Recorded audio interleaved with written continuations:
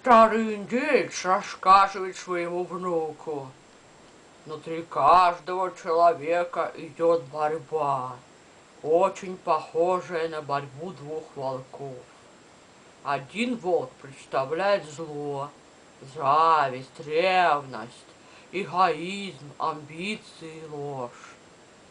Другой волк представляет добро, мир, любовь, надежду, истину, доброту, верность.